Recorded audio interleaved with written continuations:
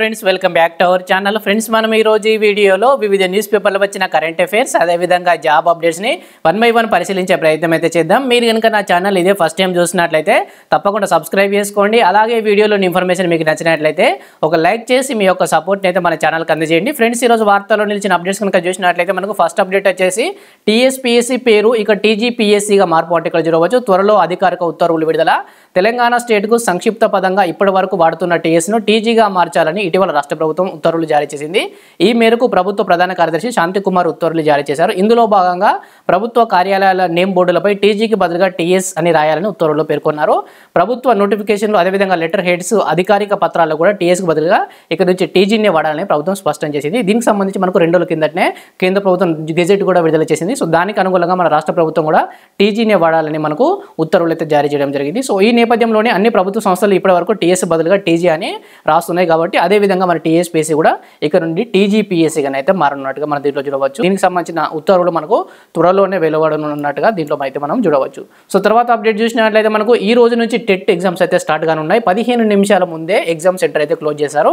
So నేను ఈ video start చేసే టైంకి ఆల్రెడీ ఎగ్జామ్ సెంటర్కి అందరూ చేరుకునే ఉంటారు. సో మధ్యాహ్నం షిఫ్ట్ వాళ్ళు కావచ్చు, మిగతా రోజుల్లో ఉన్న షిఫ్ట్ వాళ్ళ ఎగ్జామ్స్ కావచ్చు, ఖచ్చితంగా గంటన్నర ముందే ఎగ్జామ్ సెంటర్కి అయితే చేరుకునే ప్రయత్నం అయితే చేయండి. సో నెక్స్ట్ చూసినట్లయితే మనకు సేమ్ అప్డేట్ ఇక్కడ నేటి నుంచి టెట్ వచ్చే నెల 2 వరకు కంప్యూటర్ బేస్డ్గా పరీక్ష అంటే ఇక్కడ ఇచ్చారు. కంప్యూటర్ బేస్డ్ ఎగ్జామ్ కాబట్టి మీరు కొంతవరకు మీకు సిస్టమ్ అలాట్మెంట్ లాంటి అంశాలు ఉంటాయి కాబట్టి మీరు ముందుగానే ఎగ్జామ్ సెంటర్కి అయితే చేరుకోవాల్సి ఉంటుంది.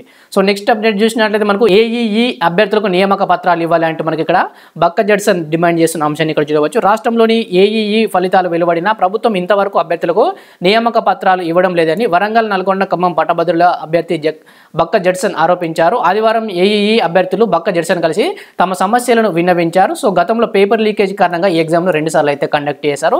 సో ఆ తర్వాత రిజల్ట్ కూడా ఇచ్చారు. సో వీరికి సర్టిఫికేట్ వెరిఫికేషన్ కూడా ధర్నాలు నిరసనలు చేపడితేనే సర్టిఫికేట్ వెరిఫికేషన్ కూడా పూర్తి అయితే చేశారు. సో వీళ్ళకు అలాట్మెంట్ ఇవ్వాలని వాళ్ళు ఇక్కడ డిమాండ్ చేసిన అంశాన్ని మనం చూడవచ్చు.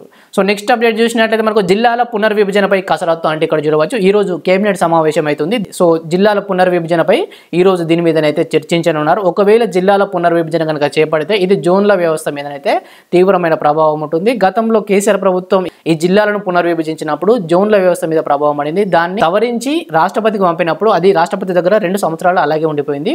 సో ఇప్పుడు మళ్ళీ జిల్లాల పునర్విభజన మళ్ళీ తెర మీదకి అయితే వచ్చింది. ఒకవేళ జిల్లాల పునర్విభజన చేపట్టి దాన్ని ఆమోదించి రాష్ట్రపతికి పంపిస్తే రాష్ట్రపతి గారు ఆమోదించే వరకు మనకు నియామక ప్రక్రియ ఆగిపోయే ప్రమాదం కూడా ఉంది. ఒకవేళ ఆ జోనల్ వ్యవస్థ మీద సుప్రీంకోర్టులో కానీ హైకోర్టులో కానీ కేసు పడితే రాష్ట్రపతి ఎట్టి పరిస్థితుల్లో దాన్ని ఆమోదించారు. కోర్టులో కేసు క్లియర్ అయ్యాకనే దాని మీద సంతకం అయితే చేస్తారు. సో చూడాలి మరి ఈ రోజు కేబినెట్ సమావేశం అయితే ఉంది, చూడాలి. సో నెక్స్ట్ అప్డేట్ చూసినట్లయితే మనకు రాష్ట్ర మంత్రివర్గ భేటీకి షరతులతో కూడిన అనుమతి ఇచ్చిన ఈసీ అంటే కూడా చూడవచ్చు. సో ఈ రోజు కేబినెట్ సమావేశం ఉంది. సో దీంట్లో మరి ఉద్యోగాల భర్తీకి సంబంధించిన అంశాలు ఏమైనా చర్చకు వస్తాయో లేదో ఈ రోజు ఈవినింగ్ అయితే మనకు తెలుస్తుంది. ఒక కేబినెట్ మంత్రి మనకు సమావేశ వివరాలు అయితే వెల్లడిస్తారు. సో దీంట్లో జిల్లాల పునర్విభజన అంశం కూడా ఉంది. అదేవిధంగా కరెంట్ అఫైర్ ఆస్పెక్ట్లో కూడా మనకు ఈ కేబినెట్ నిర్ణయాలు అయితే అవసరం అండి. ఎందుకంటే మనకు గత 2 గ్రూప్ 1లలో అదేవిధంగా గ్రూప్ 4లో కేబినెట్ నిర్ణయాల మీద మనకు క్వశ్చన్స్ అయితే వచ్చాయి. సో కేబినెట్ నిర్ణయాల మీద ప్రత్యేకమైన వీడియో నేను తప్పకుండా చేస్తాను. దీని నుండి ఒక క్వశ్చన్ అయితే మనకు వస్తుంది. సో నెక్స్ట్ అప్డేట్ చూసినట్లయితే మనకు కరెంట్ అఫైర్స్ అండి. సో ఫస్ట్ కరెంట్ అఫైర్స్ చూసినట్లయితే రోదసిలోకి తెలుగు తేజం అంటే ఇక్కడ చూడవచ్చు. విజయవంతంగా యాత్ర పూర్తి చేసిన గోపిచంద్ తోటకూర అంతరిక్షంలోకి వెళ్ళిన తొలి భారత పర్యాటకుడు రికార్డు. సో ఇది పరిశోధనల కోసం వెళ్ళిన ప్రయాణం కాదు, ఇది కేవలం టూరిస్ట్ ప్రాజెక్ట్ మాత్రమే. సో ఇక్కడ చూసినట్లయితే తెలుగు తేజం గోపిచంద్ తోటకూర ఆదివారం దిగ్విజయంగా రోదసి యాత్ర పూర్తి చేశారు. తద్వారా భారత తొలి అంతరిక్ష పర్యాటకుడుగా చరిత్ర సృష్టించారు. రాకేష్ శర్మ తర్వాత రోదసి యాత్ర చేపట్టిన 2వ భారతీయుడిగా గుర్తింపు అయితే పొందారు. సో మనకు రాకేష్ శర్మ తర్వాత సునీత విలియమ్స్ లాంటి వాళ్ళు కూడా అంతరిక్ష యాత్ర చేశారు, కానీ వీరందరికీ భారతీయ పాస్పోర్ట్ లేదు. సో ఈయనకు మాత్రం భారతీయ పాస్పోర్ట్ ఉంది కాబట్టి ఈయన 2వ భారతీయుడిగా గుర్తింపు అయితే పొందారు. సో అమెజాన్ వ్యవస్థాపకుడు బెఫ్ బెజోస్కి చెందిన బ్లూ ఆరిజిన్ సంస్థ రూపొందించిన న్యూ షెఫర్డ్ 25 విమానకులో గోపిచంద్ ఈ యాత్ర అయితే పూర్తి చేశారు. సో భారతీయులకు సంబంధించిన అంశాలు ఇక్కడ చూసినట్లయితే మనకు భారత పౌరుడే అంటే ఇక్కడ చిన్న ఆర్టికల్ ఇచ్చారు. భారత్కు చెందిన రాకేష్ శర్మ 1984లో అంతరిక్ష యానం చేశారు. ఆ తర్వాత కల్పనా చావ్లా కావచ్చు, అదేవిధంగా సునీత విలియమ్స్ కావచ్చు, రాజాచారి, శిరీష బండ్ల కూడా రోదసీ యాత్రలు చేపట్టినప్పటికీ వీరంతా భారత మూలాలున్న అమెరికా పౌరులు మాత్రమే. సో గోపిచంద్ మాత్రం ప్రస్తుతం అమెరికాలో ఉంటున్నప్పటికీ ఆయనకు భారత పాస్పోర్టు ఇంకా ఉంది. అందువల్ల రాకేష్ శర్మ తద్వారా రోదసీలోకి వెళ్ళిన రెండో భారతీయుడిగా ఆయన గుర్తింపు అయితే పొందారు. దీనికి తోడు ఆయన పర్యాటకుడు హోదాలో అంతరిక్ష యానం చేశారు కాబట్టి తద్వారా భారత తొలి స్పేస్ టూరిస్టుగా కూడా ఆయన అయితే గుర్తింపు పొందారు. మన తెలుగు రాష్ట్రాలకు చెందిన వ్యక్తి, విజయవాడకు చెందిన వ్యక్తి. సో గుర్తుంచుకోండి, రెండవ భారతీయ అంతరిక్ష యాత్రికుడిగా గోపిచంద్ తోటకూర. సో నెక్స్ట్ అప్డేట్ చూసినట్టయితే మనకు సేమ్ అప్డేట్ అంతరిక్షంలోకి వెళ్ళొచ్చిన తెలుగుడు అంటూ మనకి ఇక్కడ గోపిచంద్ తోటకూర గురించి సేమ్ అప్డేట్ ఇచ్చారు. సో నెక్స్ట్ అప్డేట్ చూసినట్టయితే మనకు పార్లమెంట్ భద్రతకు సంబంధించి CISF చేతికి పార్లమెంట్ భద్రత అంటే ఇక్కడ చూడవచ్చు. నేటి నుంచి విధుల్లోకి 3317 మంది సిబ్బంది. పార్లమెంట్ భవన సముదాయం భద్రతా బాధ్యతలను ఇక నుంచి కేంద్ర పారిశ్రామిక భద్రతా దళం నిర్వహించనుంది. CISF ఉగ్రవాద నిరోధక భద్రతా విభాగానికి చెందిన 3317 మంది సిబ్బంది సోమవారం పాత కొత్త పార్లమెంట్ భవనాల వద్ద భద్రతా విధులు నిర్వహించినట్లు అధికార వర్గాలు అయితే వెల్లడించాయి. సో CISF ఈ యొక్క భద్రతా బాధ్యతలు చేపట్టినట్టు గుర్తుంచుకోండి సరిపోతుంది. అంతకుముందు CRPF ఈ యొక్క పార్లమెంట్ భద్రతా బాధ్యతను అయితే తీసుకుంది. సో CISF చూసుకున్నట్లయితే మీరు మన భారతదేశంలో ఉన్న అన్ని విమానాశ్రయాల భద్రత కూడా CISF చూసుకుంటుంది. సెంట్రల్ ఇండస్ట్రియల్ సెక్యూరిటీ ఫోర్సెస్ ఇది మన పార్లమెంట్ భద్రతలను అయితే చేపట్టింది. సో నెక్స్ట్ అప్డేట్ చూసినట్టయితే మనకు అడవిలో కూలిన ఇరాన్ అధ్యక్షుడి హెలికాప్టర్ అంటే ఇక్కడ చూడవచ్చు. సో ఈయన మరణించినట్టుగా ఇంకా అధికారికంగా ధృవీకరించలేదు. కేవలం ఆయన హెలికాప్టర్ మాత్రమే మిస్ అయింది. అక్కడ ఇరాన్కి సంబంధించిన అధికారిక మీడియా వార్తలు అయితే దీన్ని కూడా ధృవీకరించాయి. సో ఇంకా మరణించలేదు. అంతు చిక్కని రైసీ ఆచూకీ దట్టమైన అటవీ ప్రాంతంలో ముమ్మర గాలింపు, పొగమంచు, అదేవిధంగా ప్రతికూల వాతావరణంతో సహాయ చర్యలకు విఘాతం అంటే ఇక్కడ చూడవచ్చు. సో ఈయన గురించి మనం చర్చించినట్లయితే మనకు ఈయన ఎప్పుడు ఈ యొక్క బాధ్యతలు స్వీకరించారంటే 2021లో దేశ అధ్యక్ష ఎన్నికల్లో ఆయన ఎన్నికయ్యారు. సో గతంలో 2017లో ఆయన పోటీ చేసినప్పటికీ ఆయన ఓడిపోయారు. ఆ తర్వాత 2019లో న్యాయ వ్యవస్థ అధిపతిగా ఎన్నికయ్యారు. ఆ తర్వాత 2021లో డైరెక్ట్గా దేశ అధ్యక్ష పదవికి ఆయన అయితే ఎన్నికయ్యారు. ఇరాన్ సుప్రీం నేత అయతొల్లా ఖమేనీకి వారసుడిగా అందరూ రైసీని చూస్తుంటారు. తాను నమ్మిన సిద్ధాంతాలను ఎట్టి పరిస్థితుల్లోనూ విడనాడనని ఆయనకు కూడా పేరుంది. సో ఇటీవల ఇరాన్ అదేవిధంగా ఇజ్రాయెల్ మధ్య కొంత ఉద్రిక్త పరిస్థితులు కూడా నెలకొన్నాయి. సో దానికి కూడా ఈయన నాయకత్వం కూడా వహించడం అయితే జరిగింది. సో ఒకవేళ ఈయన మరణిస్తే ఉపాధ్యక్షుడు మహమ్మద్ మెక్బార్ ఆయన స్థానంలో తాత్కాలికంగా దేశ అధ్యక్ష బాధ్యతలు అయితే నిర్వహిస్తారు. సో ఈ రోజు ఈవినింగ్ వరకు ఈయన బతికున్నాడా లేదా మరణించాడా అనేది న్యూస్ అయితే కన్క్లూజన్కి రావచ్చు. సో నెక్స్ట్ అప్డేట్ చూసినట్టయితే మనకు భారతీయ మసాలాలు మళ్ళీ వార్తలకు వచ్చాయండి. దీని మీద న్యూజిలాండ్ మళ్ళీ విచారణకైతే ఆదేశించింది. గతంలో సింగపూర్, హాంకాంగ్, నేపాల్, బ్రిటన్, నిన్న మళ్ళీ మనం యూరోపియన్ యూనియన్కి సంబంధించి కూడా చర్చించాం. సో తాజాగా న్యూజిలాండ్ కూడా దీని మీద విచారణకైతే ఆదేశించింది. అగ్రగామి మసాలా బ్రాండ్లు MDH ఎవరెస్ట్లకు చెందిన మసాలా పొడుల ఉత్పత్తుల్లో నాణ్యత లోపాలపై దర్యాప్తు చేస్తున్నట్లు న్యూజిలాండ్ ఆహార భద్రతా సంస్థ వెల్లడించింది. ఈ సంస్థలు ఎగుమతి చేస్తున్న ఉత్పత్తుల నాణ్యతపై సింగపూర్, హాంకాంగ్ దేశాలు ఆందోళన వ్యక్తం చేశాయి. ఆ తర్వాత అమెరికా, ఆస్ట్రేలియా కూడా వీటిపై దృష్టి పెట్టిన నేపథ్యంలో న్యూజిలాండ్ తాజాగా ఈ నిర్ణయం తీసుకున్నట్టుగా మనమైతే చూడవచ్చు. సో ఈ యొక్క శాంపిల్స్ మన food safety authority of India కూడా సేకరించి వివిధ అంతర్జాతీయ సంస్థలు కూడా అందజేయడం అయితే జరిగింది.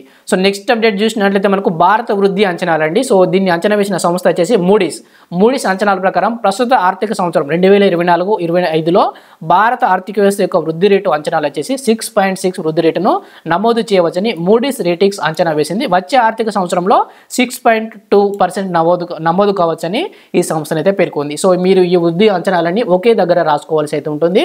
సో అన్ని సేమ్ ఇస్తాయి, లేకపోతే 1 పాయింట్ చేంజ్ ఉంటుంది కాబట్టి మీరు కన్ఫ్యూజ్ కాకుండా ఉండాలంటే ఇవన్నీ మీరు ఒకే దగ్గర నోట్ చేసుకోండి. సో ఇది ప్రస్తుత ఆర్థిక సంవత్సరానికి సంబంధించిన అంచనా. అదేవిధంగా వచ్చే ఆర్థిక సంవత్సరానికి సంబంధించి 6.2%గా అంచనా వేసింది. సో ఇంకొక నివేదిక మనకు గత ఆర్థిక సంవత్సరానికి సంబంధించి ఒక నివేదిక ఇచ్చింది. సో జీడిపి వృద్ధి 6.7% అంటే ఇక్కడ మనకు ఇండ్రా అంచనా అంటే ఇక్కడ చూడవచ్చు. గత ఆర్థిక సంవత్సరం జనవరి-మార్చి త్రైమాసికంలో దేశ వృద్ధి రేటు 6.7% నమోదు కావచ్చని ఇండియా రేటింగ్స్ అండ్ రీసెర్చ్ అంచనా వేసింది. అందువల్ల పూర్తి ఆర్థిక సంవత్సరానికి వృద్ధి రేటు 6.9 నుంచి 7% నమోదు కావచ్చని ఇండ్రా ప్రధాన ఆర్థికవేత్త సునీల్ కుమార్ సిన్హా పేర్కొన్నారు. సో ఇది గత ఆర్థిక సంవత్సరానికి సంబంధించి ఇండ్రా సంస్థ అంచనా వేసింది. 6.9 నుంచి 7% నమోదు కావచ్చని అంచనా అయితే వేసింది. సో ఈ 6.7% అనేది లాస్ట్ త్రైమాసికానికి సంబంధించి జనవరి-మార్చి త్రైమాసికానికి సంబంధించి 6.7 అంటుంది. కానీ గడిచిన ఆర్థిక సంవత్సరానికి సంబంధించి 6.9% నుంచి 7% నమోదు కావచ్చని అంచనా అయితే వేసింది. సో ఒకే దగ్గర నోట్ చేసుకునే ప్రయత్నం చేయండి. సో నెక్స్ట్ అప్డేట్ చూసినట్టయితే మనకు ప్రైవేట్ లోను డ్రైవింగ్ లైసెన్స్ అంటే ఇక్కడ చూడవచ్చు. మనకు జూన్ 1 నుంచి కేంద్రం కొత్త రవాణా నిబంధనలు అయితే మనకు అమల్లోకి అయితే రానున్నాయి. సో ఇక్కడ చూసినట్టయితే డ్రైవింగ్ లైసెన్స్ కోసం ఇక నుంచి RDO కార్యాలయానికి డ్రైవింగ్ టెస్ట్కు హాజరు కావాల్సిన అవసరం లేదు. ప్రైవేట్ సంస్థలు కూడా డ్రైవింగ్ టెస్టులు నిర్వహించి సర్టిఫికెట్లను జారీ చేయవచ్చు. ఈ మేరకు కేంద్ర ప్రభుత్వం కొత్త నిబంధనలు కూడా జారీ చేసింది. జూన్ 1 నుంచి ఈ నిబంధనలు అమల్లోకి కూడా రానున్నాయి. సో అదేవిధంగా జూలై 1 నుంచి మనకు కొత్త క్రిమినల్ చట్టాలు, నూతన నేర న్యాయ చట్టాలు కూడా మనకు అమల్లోకి అయితే రానున్నాయి. సో దీనివల్ల ఇప్పుడు ఈ యొక్క కొత్త రవాణా నిబంధనలు అమల్లో భాగంగా వీటిలో ప్రైవేట్ సంస్థలు లైసెన్సులు డైరెక్ట్గా ఇవ్వవు. కేవలం టెస్ట్ డ్రైవ్ చేసి ఆ సర్టిఫికేట్ను టెస్ట్ డ్రైవ్లో పాస్ అయినట్టుగా సర్టిఫికేట్ ఇస్తే మీరు డైరెక్ట్గా వెళ్ళి ఆర్టీఓ ఆఫీసులో మీరు డ్రైవింగ్ లైసెన్స్ అయితే తీసుకోవచ్చు. సో దీంట్లో డైరెక్ట్గా వాళ్ళే ఇస్తున్నట్టుగా ఇచ్చారు, కానీ అది కాదు ప్రాసెస్. ఓన్లీ టెస్ట్ డ్రైవ్ నిర్వహించి ఆ యొక్క సర్టిఫికేట్ను మాత్రమే ఇస్తారు. దాన్ని తీసుకెళ్లి ఆర్టీఓ ఆఫీసులు ఇస్తే వాళ్ళు డైరెక్ట్గా లైసెన్స్ ఇస్తారు. సో నెక్స్ట్ అప్డేట్ చూసినట్టయితే మనకు ice cream man of India Kamath మృతి అంటే ఇక్కడ చూడవచ్చు. ఈయన స్థాపించిన సంస్థ వచ్చేసి నేచురల్స్ ఐస్ క్రీమ్ వ్యవస్థాపకుడు రఘునందన్ శ్రీనివాస్ కామత్ శుక్రవారం రాత్రి ముంబైలో తుది శ్వాస విడిచారు.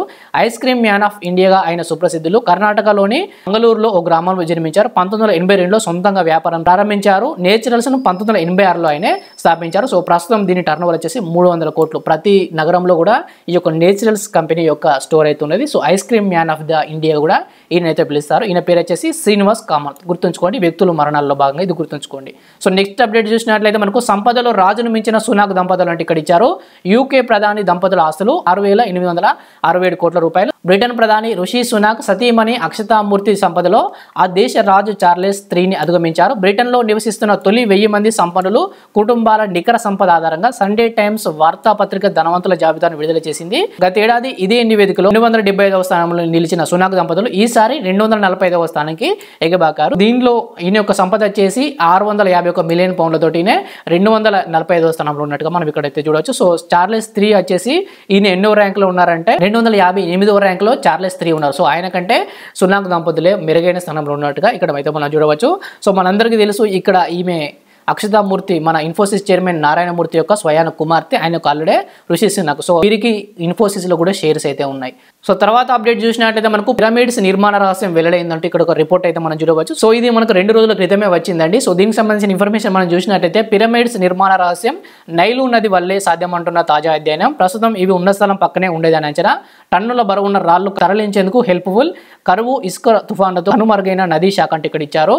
సో ఇక్కడ మీరు చూసినట్లయితే ఈ ఈజిప్ట్ పిరమిడ్స్ అనేది చాలా బ్లాక్ స్టోన్స్ తోటి ఉంటుంది, పెద్ద పెద్ద రాళ్లతో ఉంటాయి. కాబట్టి ఈ యొక్క ఎడారి ప్రాంతంలోకి ఈ రాళ్లను ఎలా తీసుకెళ్లారనేదే $1 మిలియన్ క్వశ్చన్. సో ఈ యొక్క ప్రశ్నకు ఇప్పుడు సమాధానం దొరికిందంటూ ఇక్కడ ఒక నివేదిక వెల్లడించింది. సో ఈ యొక్క పిరమిడ్స్ కు చుట్టుపక్కల నైలు నది అంతర్గతంగా ప్రవహిస్తూ ఉండేదట. ఆ యొక్క నైలు నది వల్లనే ఈ యొక్క రాళ్లను అక్కడ వరకు తరలించగలిగారనేది ఈ యొక్క నివేదిక యొక్క సారాంశం.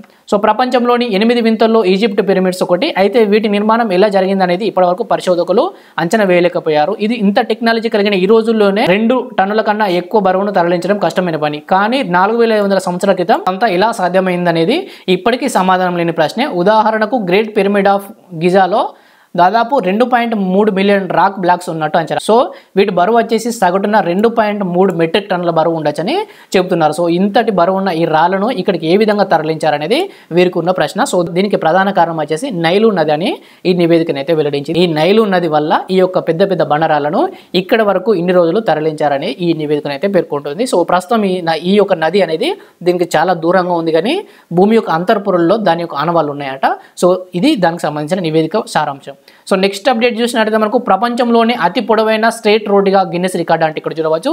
సౌదీ అరేబియాలోని రబ్ ఆల్ ఖాలీ ఎడారి గుండా వెళ్తున్న 256 కిలోమీటర్ల స్ట్రేట్ రోడ్డు ప్రపంచంలోనే అతి పొడవైన స్ట్రేట్ రోడ్డుగా గిన్నెస్ రికార్డుగా నమోదు చేసుకుంది. ఈ హైవేను 10 కింగ్ పత్ కోసం ప్రైవేట్ రహదారిగా నిర్మించారు.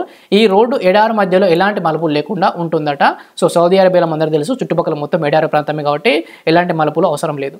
ఈ హైవే 10 చమురు గ్యాస్ నిల్వలకు ప్రసిద్ధి చెందిన నగరం హరాద్ నుంచి యునైటెడ్ అరబ్ ఎమిరేట్స్ సరిహద్దుకు సమీపంలో అల్ బజా వరకు ఉంటుందట. సో ఇక్కడ నుండి ఎక్కడి వరకు ఉంటుంది అనేది కూడా మనకు చాలా ఇంపార్టెంట్. గతంలో ఈ రికార్డును పశ్చిమ దక్షిణ ఆస్ట్రేలియాని కలిపే 146 కిలోమీటర్ల ఐర్ హైవే పేరిట ఉండగా ప్రస్తుతం సౌదీ అరేబియాలోని అతిపెద్ద ఎడారిలో ఉన్న ఈ హైవే రికార్డులోకి అయితే ఎక్కినట్టుగా మీరు గుర్తుంచుకోండి. సౌదీ అరేబియాలో ప్రపంచంలోనే అతి పొడవైన స్ట్రేట్ రోడ్డుగా గిన్నిస్ రికార్డ్ అయితే సాధించింది. దీని పొడవు వచ్చేసి 256 కిలోమీటర్లని గుర్తుంచుకోండి. సో ఇవి అండి మనకి ఈరోజు వార్తల్లో నిలిచిన important education updates. Thank you for watching. Thank you.